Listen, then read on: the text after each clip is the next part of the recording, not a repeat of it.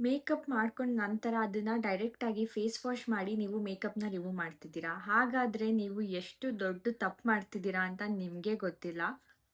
ಇವತ್ತು ನಾನು ನಿಮಗೆ ಸರಿಯಾದ ಕ್ರಮ ಏನು, ಮೇಕಪ್‌ನ ರಿಮೂವ್ ಮಾಡೋದಕ್ಕೆ ನೀವು ಫಾಲೋ ಮಾಡಬೇಕಾಗಿರೋಂತಹ ಇಂಪಾರ್ಟೆಂಟ್ ಸ್ಟೆಪ್ಸ್ ಯಾವುದು ಅಂತ ತಿಳಿಸ್ಕೊಡ್ತೀನಿ.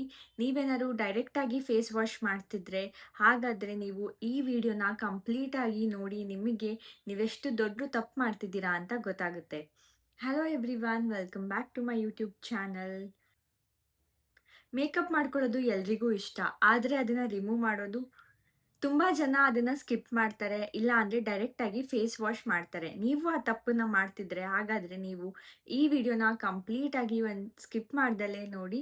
ನಾನು ನಿಮಗೆ 4 ಡಿಫರೆಂಟ್ ವೇಸ್ ಆಫ್ ಮೇಕಪ್ ರಿಮೂವಲ್‌ನ ಇವತ್ತು ನಾನು ನಿಮಗೆ ತಿಳಿಸ್ಕೊಡ್ತೀನಿ. ಹಾಗೇನೆ ನಾನು ಮೇಕಪ್‌ನ ಯಾಕೆ ನಾವು ಕರೆಕ್ಟಾಗಿ ಸ್ಟೆಪ್ಸ್‌ನ ಫಾಲೋ ಮಾಡಿ ರಿಮೂವ್ ಮಾಡಬೇಕು, ಕರೆಕ್ಟಾಗಿ ನಾವು ಮೇಕಪ್‌ನ ರಿಮೂವ್ ಮಾಡಲಿಲ್ಲ ಅಂದರೆ ಅದರಿಂದ ಏನು ಪ್ರಾಬ್ಲಮ್ ಆಗುತ್ತೆ ಅನ್ನೋದನ್ನು ನಾನು ನಿಮಗೆ ಈ ವಿಡಿಯೋದಲ್ಲಿ ತಿಳಿಸ್ಕೊಡ್ತೀನಿ. ನೀವು ನನ್ನ ಚಾನಲ್‌ನ ಸಬ್ಸ್ಕ್ರೈಬ್ ಮಾಡಿಲ್ಲ ಅಂದರೆ ಸಬ್ಸ್ಕ್ರೈಬ್ ಮಾಡಿ. ನಿಮಗೆ ಈ ವಿಡಿಯೋ ಇಷ್ಟ ಆದಲ್ಲಿ ಲೈಕ್ ಮಾಡಿ. ಮೇಕಪ್‌ನ ರಿಮೂವ್ ಮಾಡೋದು ಮೇಕಪ್ ಅಪ್ಲೈ ಮಾಡೋದಕ್ಕಿಂತ ತುಂಬ ಇಂಪಾರ್ಟೆಂಟ್. ಯಾಕಂದರೆ ನಾವು ಮೇಕಪ್‌ನ ರಿಮೂವ್ ಮಾಡ್ದಲೇ ಅಥವಾ ಸರಿಯಾದ ರೀತಿಯಲ್ಲಿ ರಿಮೂವ್ ಮಾಡ್ದಲೇ ಮಲ್ಕೊಂಡ್ರೆ ನಮ್ಮ ಸ್ಕಿನ್ನಿಗೆ ತುಂಬ ಪ್ರಾಬ್ಲಮ್ಸ್ ಇದೆ.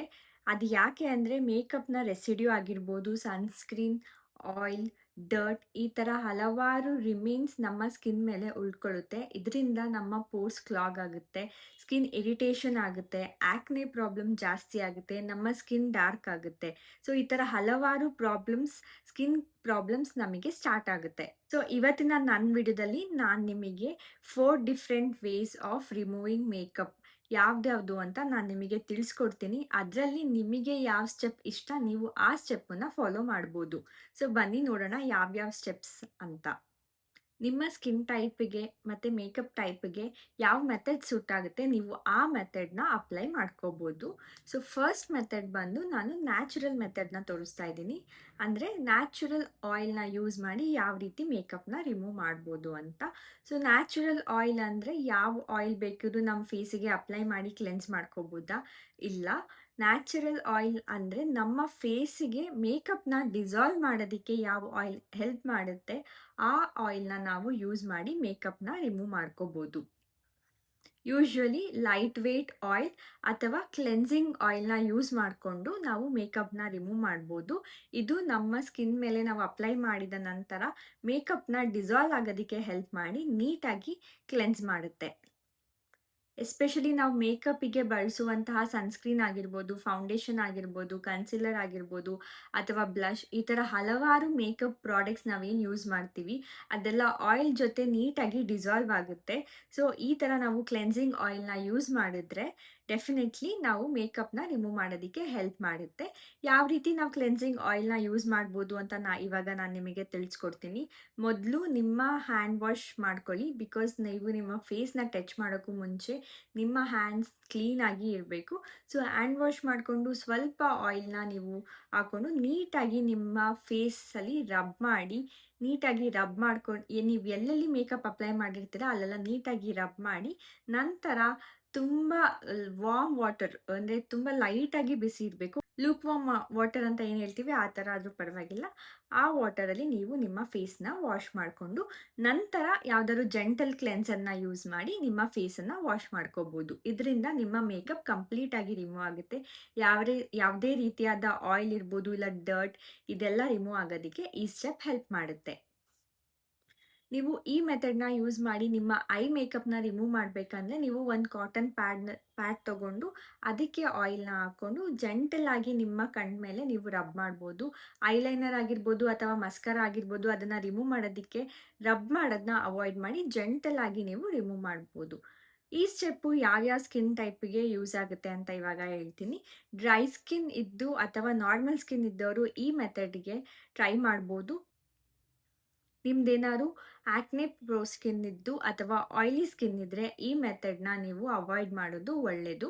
ಯಾಕಂದರೆ ನಾರ್ಮಲ್ ಆಗಿ ಸಿಗುವಂಥ ಕ್ಲೆನ್ಸಿಂಗ್ ಆಯಿಲ್ ಇರ್ಬೋದು, ಅದು ತುಂಬ ಆಯಿಲಿ ಆಗಿರೋದ್ರಿಂದ ನೀವು ಆ ಮೆಥಡ್ನ ನಿಮ್ಮ ಸ್ಕಿನ್ ಏನಾದ್ರು ಆಕ್ನೆ ಪ್ರೋ ಅಥವಾ ಆಯಿಲಿ ಸ್ಕಿನ್ ಆಗಿದ್ದರೆ ನೀವು ಈ ಮೆಥಡ್ನ ಅವಾಯ್ಡ್ ಮಾಡಿ. ಬಟ್ ಇನ್ ಕೇಸ್ ಏನಾದ್ರು ನೀವು ಯೂಸ್ ಮಾಡ್ತಿರೋ ಪ್ರಾಡಕ್ಟು ಆಯಿಲಿ ಸ್ಕಿನ್ ಅವರಿಗೂ ಸೂಟ್ ಆಗುತ್ತೆ ಅಂತ ಇದ್ದರೆ ನೀವು ಈ ಮೆಥಡ್ನ ಫಾಲೋ ಮಾಡ್ಬೋದು. ನೆಕ್ಸ್ಟ್ ಆಲ್ಟರ್ನೇಟಿವ್ ಯಾವುದಂದರೆ ಮೇಕಪ್ ರಿಮೂವಿಂಗ್ ವೈಪ್ಸ್. ಈ ಮೆಥಡ್ ತುಂಬ ಕನ್ವೀನಿಯಂಟ್. ಅದು ಎಸ್ಪೆಷಲಿ ನೀವೇನಾದ್ರು ಟ್ರಾವೆಲ್ ಮಾಡ್ತಿದ್ದೀರಾ, ಇಲ್ಲಾಂದರೆ ಇಮಿಡಿಯೇಟಾಗಿ ನೀವು ಮೇಕಪ್ನ ರಿಮೂವ್ ಮಾಡಬೇಕು ಅಂತ ಅಂದರೆ ನೀವು ಈ ಮೆಥಡ್ನ ಚೂಸ್ ಮಾಡ್ಕೋಬೋದು. ಮೇಕಪ್ ರಿಮೂವಿಂಗ್ ವೈಪ್ಸ್ ಇವಾಗ ಮಾರ್ಕೆಟಲ್ಲಿ ಹಲವಾರು ಬ್ರ್ಯಾಂಡ್ಗಳು ಮೇಕಪ್ ರಿಮೂವಿಂಗ್ ವೈಪ್ಸ್ನ ಲಾಂಚ್ ಮಾಡಿದೆ. ಬಟ್ ನೀವು ವೈಪ್ಸ್ನ ಚೂಸ್ ಮಾಡಬೇಕಾದ್ರೆ ತುಂಬ ಕೇರ್ಫುಲ್ ಆಗಿರಬೇಕು. ತುಂಬ ಹೆವಿ ಫ್ರ್ಯಾಗ್ನೆನ್ಸ್ ಇರುವಂತಹ ಅಥವಾ ಹೈ ಆಲ್ಕೋಹಾಲ್ ಕಂಟೆಂಟ್ ಇರುವಂತಹ ವೈಪ್ಸ್ನ ನೀವು ಅವಾಯ್ಡ್ ಮಾಡಬೇಕು. ನಿಮಗೇನಾದ್ರು ಡ್ರೈ ಸ್ಕಿನ್ ಇದ್ದರೆ ನೀವು ಹೈಡ್ರೇಟಿಂಗ್ ಇರುವಂತಹ ವೈಪ್ಸ್ನ ಚೂಸ್ ಮಾಡ್ಬೋದು. ಆಲೋವೆರಾ ಹೈಡ್ರೇಟಿಂಗ್ ವೈಪ್ಸ್ ಇರುತ್ತೆ, ಅಥವಾ ವಿಟಮಿನ್ ಸಿ ಹೈಡ್ರೇಟಿಂಗ್ ವೈಪ್ಸ್ ಇರುತ್ತೆ. ಈ ಥರ ಹೈಡ್ರೇಟಿಂಗ್ ಇರುವಂತಹ ವೈಪ್ಸ್ನ ನೀವು ಡ್ರೈ ಸ್ಕಿನ್ ಇರೋರು ಯೂಸ್ ಮಾಡ್ಬೋದು. ನಿಮಗೇನಾದ್ರು ಆಯಿಲಿ ಸ್ಕಿನ್ ಇದ್ದರೆ ನೀವು ಹೆವಿ ಆಯಿಲ್ ಇರುವಂತಹ ವೈಪ್ಸ್ನ ಅವಾಯ್ಡ್ ಮಾಡಿ ತುಂಬ ಲೈಟ್ ವೇಟ್ ಆಗಿ ಇರುವಂತಹ ವೈಪ್ಸ್ನ ಚೂಸ್ ಮಾಡಿ. ನಿಮಗೇನಾದ್ರು ಸೆನ್ಸಿಟಿವ್ ಸ್ಕಿನ್ ಇದ್ದರೆ ಹೈ ಫ್ರ್ಯಾಗ್ನೆನ್ಸ್ ಇರುವಂತಹ ವೈಪ್ಸ್ನ ಅವಾಯ್ಡ್ ಮಾಡಿ ತುಂಬ ಲೈಟ್ ವೇಟ್ ಆಗಿ ಮಿನಿಮಮ್ ಫ್ರ್ಯಾಗ್ನೆನ್ಸ್ ಇರುವಂತಹ ವೈಪ್ಸ್ನ ಸೆಲೆಕ್ಟ್ ಮಾಡ್ಕೊಳ್ಳಿ. ಇನ್ನೊಂದು ಕಾಮನ್ ಡೌಟ್ ಏನಂದರೆ ನಾವು ಮೇಕಪ್ ಟೈಪ್ ಅಕಾರ್ಡಿಂಗ್ ವೈಪ್ಸ್ನ ಚೂಸ್ ಮಾಡಬೇಕಾ? ಎಸ್, ನೀವು ಏನಾದರೂ ವಾಟರ್ ಪ್ರೂಫ್ ಮೇಕಪ್ ಮಾಡ್ಕೊಂಡಿದ್ರೆ, waterproof mascara, waterproof foundation ಈ ಥರ ಪ್ರಾಡಕ್ಟ್ಸ್ನ ಯೂಸ್ ಮಾಡಿದರೆ ನೀವು ವಾಟರ್ ಪ್ರೂಫ್ ಮೇಕಪ್ನ ರಿಮೂವ್ ಮಾಡೋದಕ್ಕೆ ಅಂತ ಇರುವಂತಹ ವೈಪ್ಸ್ನೇ ಬಳಸಬೇಕಾಗುತ್ತೆ. ನಾರ್ಮಲ್ ವೈಪ್ಸ್ನ ಬಳಸಿ ಮೇಕಪ್ ರಿಮೂವ್ ಆಗ್ತಿಲ್ಲ ಅಂತ ಹೇಳ್ಬಿಟ್ಟು ಜೋರಾಗಿ ರಬ್ ಮಾಡೋಕ್ಕೆ ಹೋಗಬೇಡಿ. ನೀವು ವಾಟರ್ ಪ್ರೂಫ್ ಮೇಕಪ್ ಯೂಸ್ ಮಾಡಿದರೆ ವಾಟರ್ ಪ್ರೂಫ್ ಮೇಕಪ್ ರಿಮೂವರ್ ವೈಪ್ಸ್ನೇ ನೀವು ಯೂಸ್ ಮಾಡಬೇಕಾಗುತ್ತೆ.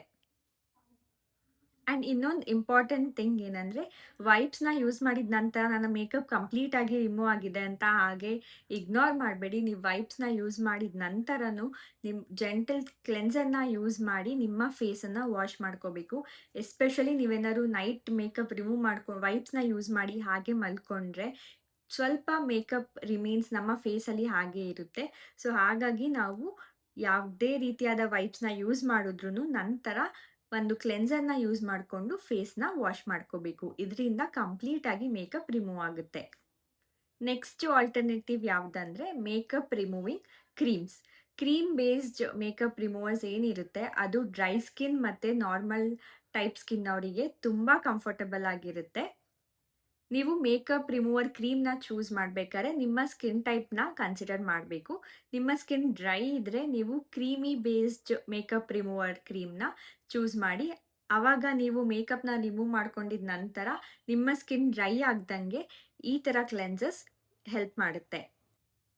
ನಿಮಗೆ ನಾರ್ಮಲ್ ಸ್ಕಿನ್ ಇದ್ದರೆ ಜೆಂಟಲ್ ಮೇಕಪ್ ರಿಮೂವರ್ ಕ್ರೀಮ್ನ ಯೂಸ್ ಮಾಡ್ಬೋದು. ನಿಮಗೆ ಆಯಿಲಿ ಸ್ಕಿನ್ ಇದ್ದರೆ ಲೈಟ್ ವೇಟ್ ಇರುವಂತಹ ಮೇಕಪ್ ರಿಮೂವರ್ ಕ್ರೀಮ್ನ ನೀವು ಯೂಸ್ ಮಾಡ್ಬೋದು. ತುಂಬ ಹೆವಿ ಅಥವಾ ಗ್ರೀಸಿ ಫೀಲ್ ಕೊಡುವಂಥ ರಿಮೂವರ್ನ ಆಯಿಲಿ ಸ್ಕಿನ್ ಇರೋರು ಯೂಸ್ ಮಾಡಬೇಡಿ. ಮೇಕಪ್ ರಿಮೂವಿಂಗ್ ಕ್ರೀಮ್ಸ್ನ ಯಾವ ರೀತಿ ಯೂಸ್ ಮಾಡಬೇಕಂದ್ರೆ, ನಿಮ್ಮ ಎರಡು ಕೈಗೆ ಸ್ವಲ್ಪ ಕ್ರೀಮನ್ನು ತಗೊಂಡು ಅದು ನಿಮ್ಮ ಕೈ ಮಧ್ಯ ರಬ್ ಮಾಡ್ಕೊಳ್ಳಿ. ರಬ್ ಮಾಡ್ಕೊಂಡಿದ ನಂತರ ನಿಮ್ಮ ಫೇಸಿಗೆ ನೀಟಾಗಿ ಸರ್ಕ್ಯುಲರ್ ಮೋಷನಲ್ಲಿ ಅಪ್ಲೈ ಮಾಡಿ. ನೀವು ಯೂಶ್ವಲಿ ಯಾವ ರೀತಿ ಸೋಪೆಲ್ಲ ಅಪ್ಲೈ ಮಾಡ್ತೀರಾ ಆ ರೀತಿಯೇ ನೀವು ಇದು ಮೇಕಪ್ ರಿಮೂವಿಂಗ್ ಕ್ರೀಮನ್ನು ಕೂಡ ಅಪ್ಲೈ ಮಾಡ್ಬೋದು. ನಂತರ ಸ್ವಲ್ಪ 1 to 3 ಡ್ರಾಪ್ಸ್ ಆಫ್ ವಾಟರ್ನ ಕೈಗೆ ಹಾಕ್ಕೊಂಡು ಮತ್ತೆ ನೀಟಾಗಿ ರಬ್ ಮಾಡಿ. ಇದರಿಂದ ಸನ್ಸ್ಕ್ರೀನ್ ಆಗಿರ್ಬೋದು, ಫೌಂಡೇಶನ್, ಕನ್ಸೀಲರ್ ಇದೆಲ್ಲ ನೀಟಾಗಿ ಡಿಸಾಲ್ವ್ ಆಗುತ್ತೆ. ನಂತರ ನೀವು ಲೂಕ್ ವಾರ್ಮ್ ವಾಟರ್ನ ಯೂಸ್ ಮಾಡಿಕೊಂಡು ಫೇಸ್ನ ವಾಶ್ ಮಾಡ್ಕೋಬೋದು.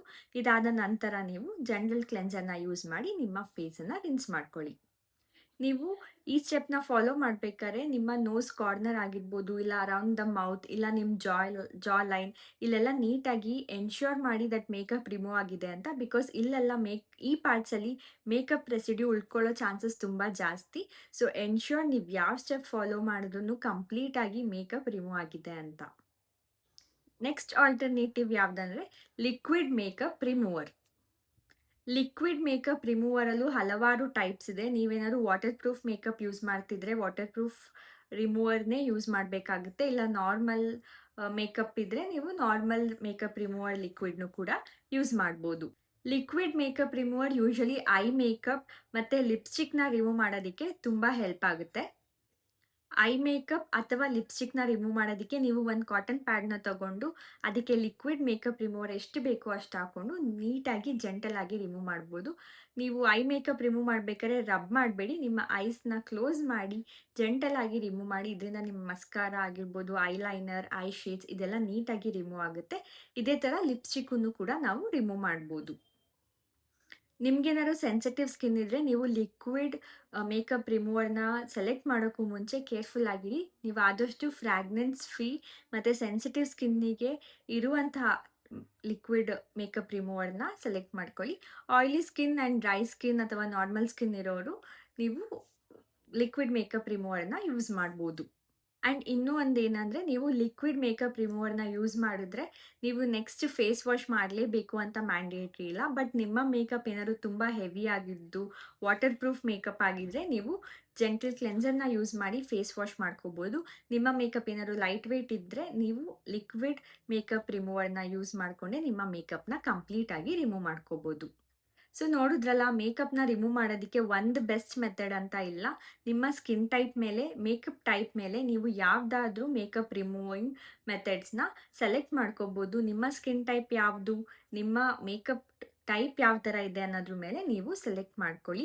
And one more important step ಏನಂದರೆ ನಾವು ಮೇಕಪ್ ರಿಮೂವ್ ಮಾಡಿದ ನಂತರನೂ ನಮ್ಮ ರೆಗ್ಯುಲರ್ ಸ್ಕಿನ್ ಕೇರ್ ಫಾಲೋ ಮಾಡಬೇಕು. ಇನ್ ಕೇಸ್ ಏನಾದ್ರು ನೈಟ್ ಆಗಿದ್ರೆ ನೀವು ನಿಮ್ಮ ನೈಟ್ ಸ್ಕಿನ್ ಕೇರ್ ರುಟೀನ್ನ ಫಾಲೋ ಮಾಡ್ಬೋದು.